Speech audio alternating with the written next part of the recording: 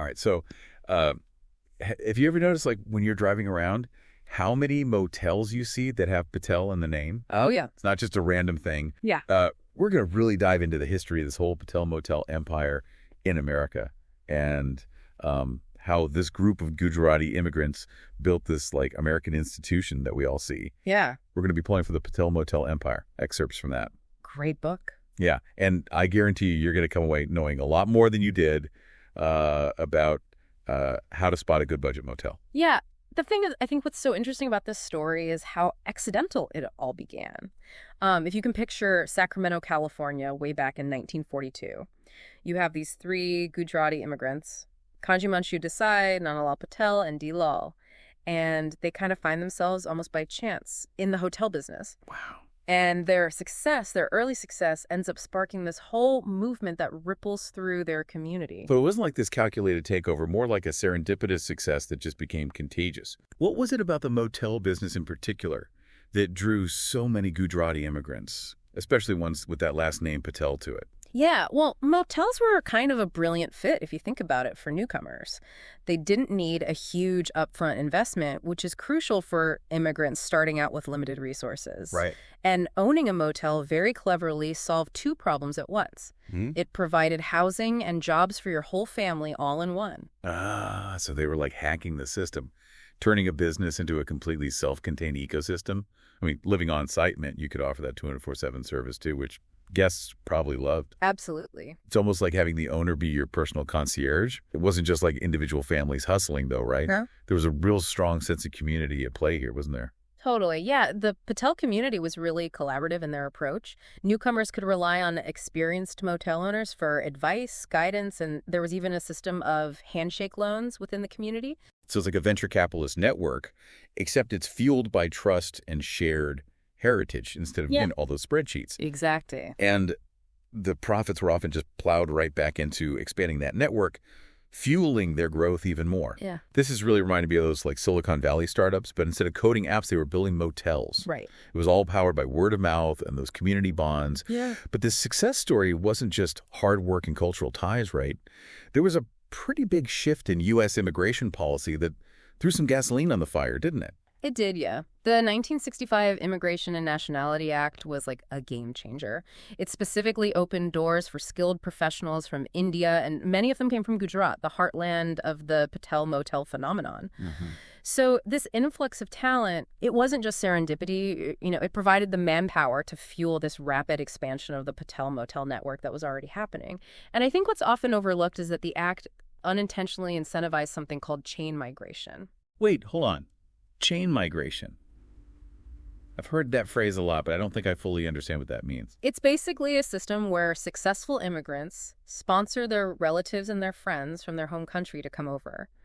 And it creates this ripple effect that, boosts immigration and it boosts economic growth. Interesting. In this case, it meant that Patel motel owners who were already established could help new arrivals get a foothold in this industry. So it's like a built-in support network, but it stretches across continents.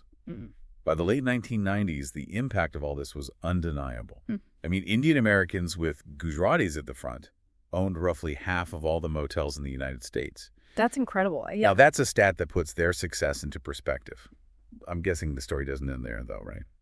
What happens when the next generation comes of age? Do they all just kind of inherit the family motel? Well, some of them did continue the tradition, but the second and third generation of Patels, they started branching out, applying the lessons that their families had learned about being entrepreneurial to a wider range of industries. Okay, now this is where things get really interesting.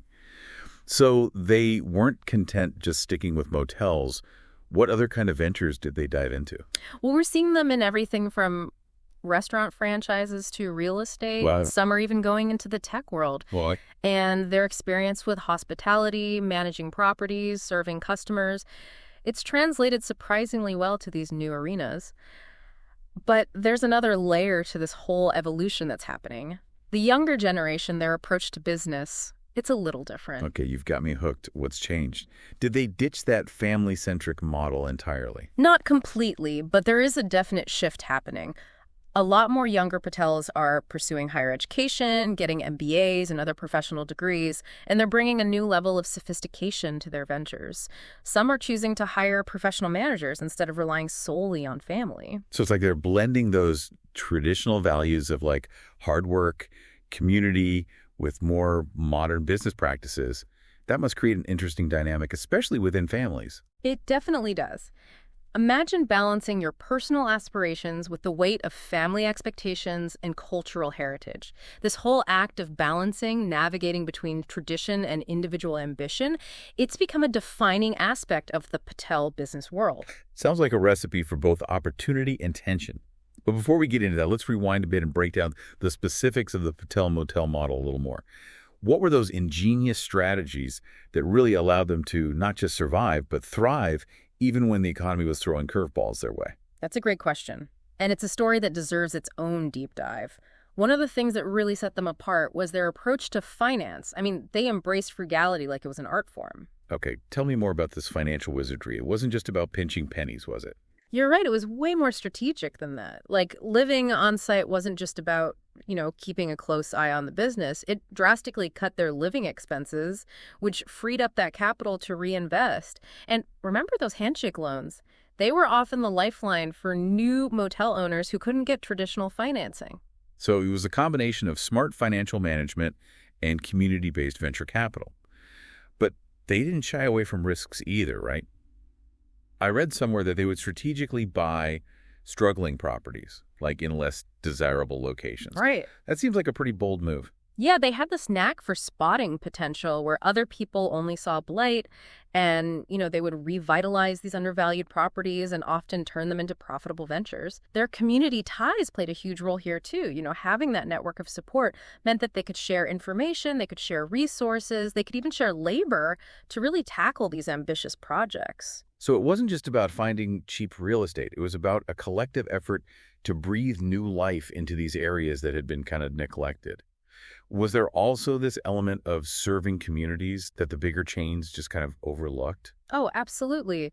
The Patel Motels, they often became these community hubs. They catered to budget travelers, they catered to road trippers, and even long-term residents who needed a place to stay. They filled this niche that was often ignored by those larger chains, and that created this very loyal customer base. It sounds like they were building more than just businesses. They were creating these micro-communities and fostering a sense of belonging for both the guests and their fellow Patels. But their secret weapon, and I think this is something we often lose sight of in the modern business world, was their approach to customer service. That's a great point, yeah. The Patels understood the power of genuine hospitality, and it all stemmed from their 24/7 presence at their motels. Having the owner on site meant that issues were addressed instantly and guests felt personally cared for. It's the kind of experience that you just don't get in those massive impersonal chain hotels. Right. It's like the difference between staying with a friend and staying in a sterile corporate environment. Exactly. And in the motel business, where reputation is everything, that personal touch must have been invaluable. Absolutely. It created a sense of loyalty that went way beyond just a good price.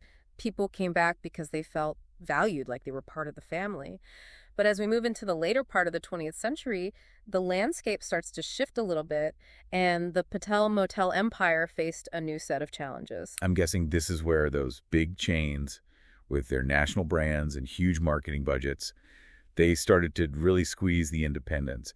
Did the Patel model, which had worked so well for decades, suddenly become outdated? Well, not outdated exactly, but they certainly had to adapt. The motel industry as a whole was becoming more competitive, and the Patels couldn't just rely on their old playbook anymore.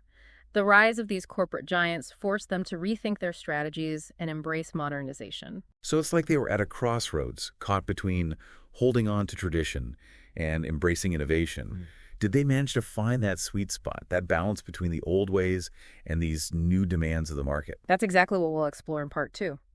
How did the next generation of Patels navigate this changing landscape? Did they abandon their parents' model, or did they find a way to blend tradition with innovation? I'm all ears. We'll be back after a quick break to delve deeper into the evolution of the Patel Motel empire. So before the break, we were talking about the Patel Motel empire and how they were facing this new wave of competition. Sounded like they were at a real turning point, like adapt or get left behind. So how did that next generation of Patels respond to this challenge? Did they just stick with what they knew, or did they shake things up a bit?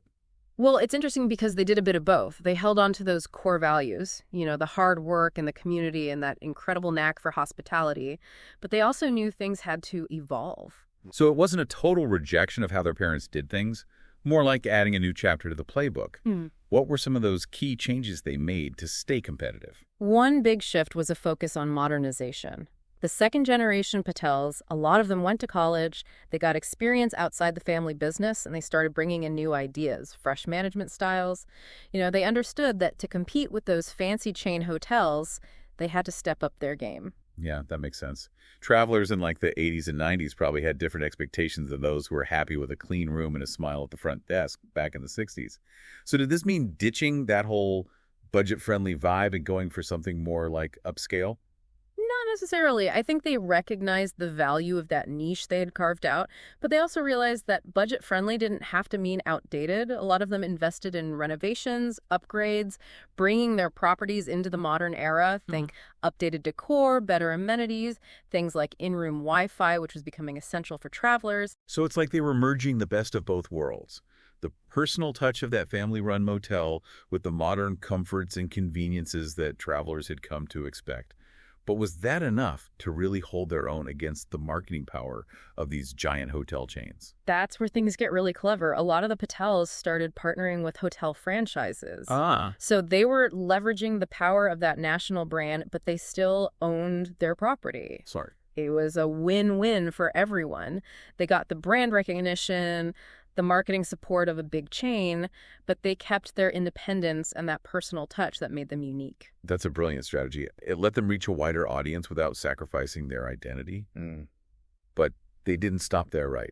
We talked earlier about how they were branching out into different industries. Was that driven by a desire to just move beyond motels, or was there something more to it? I think it was a mix of things. They had built up this wealth, this expertise in hospitality, and they wanted to use those skills in new ventures. But there was also a growing ambition, I think. A desire to prove they could succeed outside of the motel niche, the one that defined their parents' generation. It's like they were saying, hey, look, we can run a successful motel, but we're capable of so much more. Was that diversification met with any, resistance from the older generation, the ones who had put their heart and soul into building that motel empire? Oh, there were definitely some growing pains. The older generation, they were used to a hands-on, family-centric approach. And sometimes they struggled to understand the younger generation's desire for professional management and that separation of business and personal life. I can imagine. That tension between tradition and innovation must have led to some interesting family dynamics. It wasn't always smooth sailing, I bet. No, not always. Imagine being a second-generation Patel, raised with that expectation that you'll carry on the family's motel legacy, but you've got your own dreams, your own ambitions. Maybe you want to open a restaurant, launch a tech startup, or even just break free from that 24/7 grind of running a motel. It's that classic story of trying to balance what your family expects of you and your own personal aspirations, and something so many people face. But it must have been especially tough for the Patels, given how much their culture emphasizes family and tradition. Absolutely. And it wasn't just about individual goals. It was about navigating this changing cultural landscape. Right. The younger generation of Patels, they were more integrated into American society, and they wanted their business practices to reflect that. So it was a balancing act, trying to honor their heritage while embracing the opportunities and freedoms that come with their American identity. Did they see it as an either illusory thing, or was there a way to blend those two worlds? What's amazing is that they did find ways to kind of weave those threads together.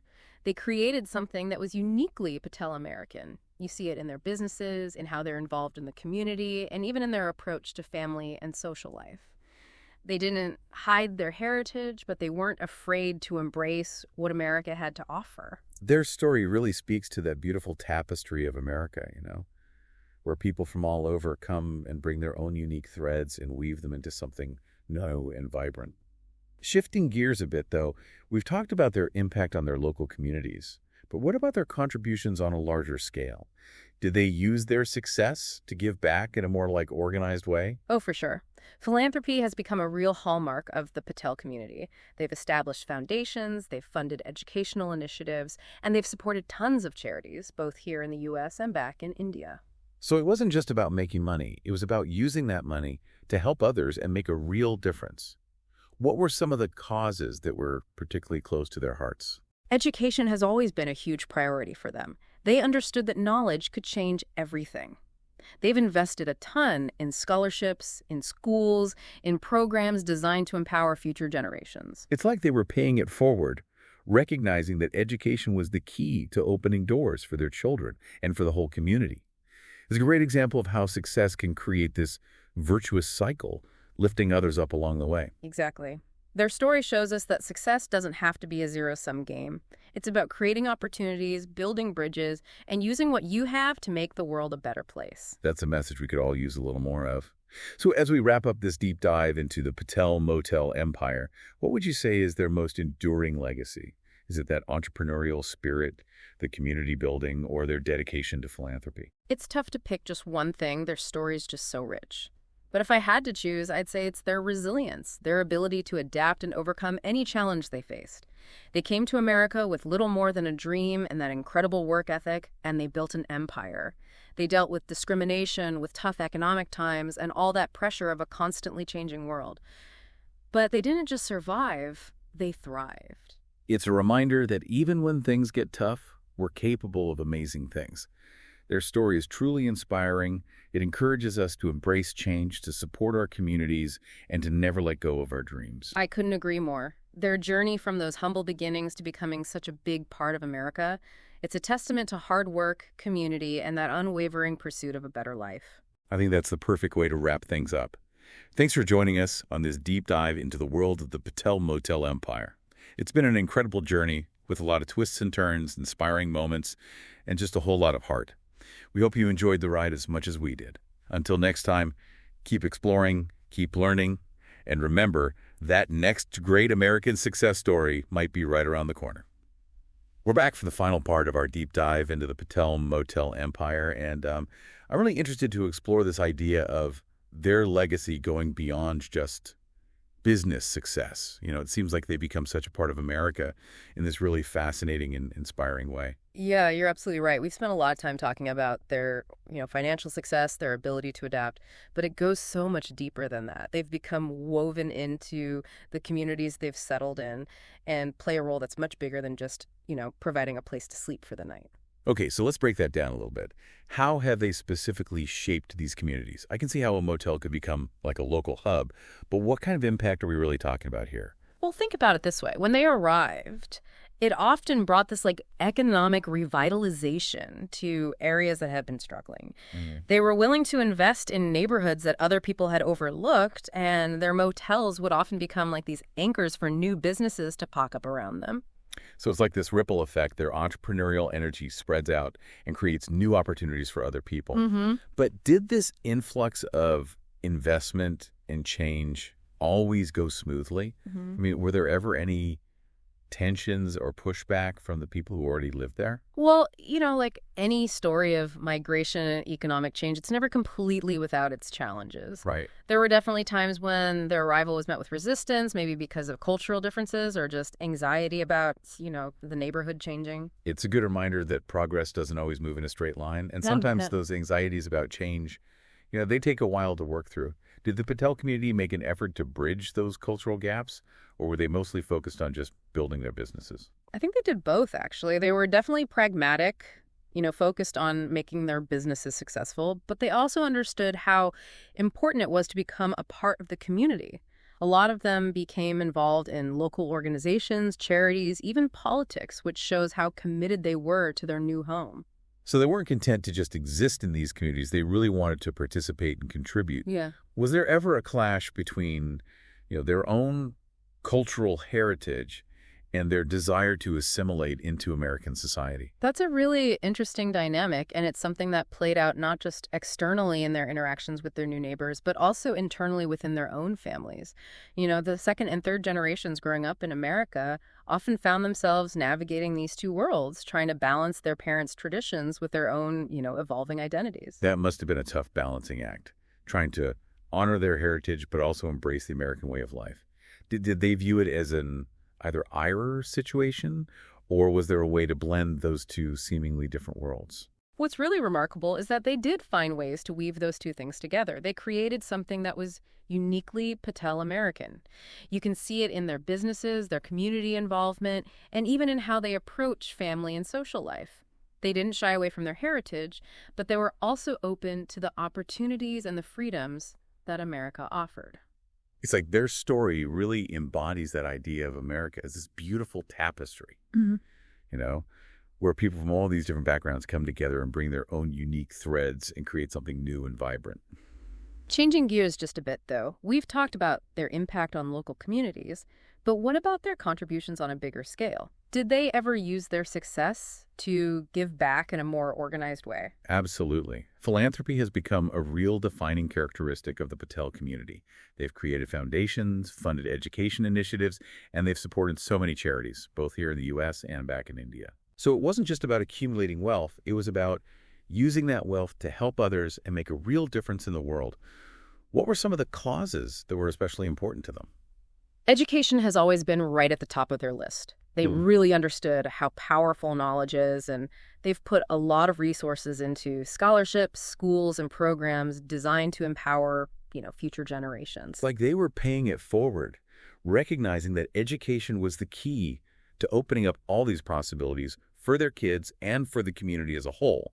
It's a really powerful example of how success can create this positive chain reaction, lifting others up in the process. You said it perfectly. Their story is a great example of how success doesn't have to be this, win-lose situation. It's about creating opportunities, building connections, and using what you have to make a positive impact. It's a message we could all stand to hear more often these days. So as we're wrapping up this deep dive into the Patel Motel empire, what would you say is their most enduring legacy? Is it that incredible entrepreneurial drive, the community building, or their dedication to philanthropy? Oh gosh, it's really hard to pick just one thing. Their story has so many layers. Yeah. But I think if I had to choose, I'd say it's their resilience, that incredible ability to adapt and overcome any obstacles in their path. They came here with very little, just a dream and that incredible work ethic, and they built something amazing. They faced discrimination, economic hardship, and, the constant pressure of a changing world. But they didn't just survive, they really flourished. It's a powerful reminder that even when we're faced with huge challenges, we can achieve incredible things. Their story is a real inspiration. It encourages us to be open to change, to help our communities, and to never give up on our dreams. That's beautifully put. Their journey from those humble beginnings to becoming such a vital part of America is truly inspiring. It's a testament to hard work, community, and the unwavering belief in a better future. And on that note, I think it's time to wrap things up. Thanks for joining us on this deep dive into the world of the Patel Motel empire. It's been a really incredible journey full of, unexpected turns, inspiring moments, and a whole lot of heart. We hope you enjoyed it as much as we did. Until next time, keep exploring, keep learning, and never forget that next great American success story could be just around the corner.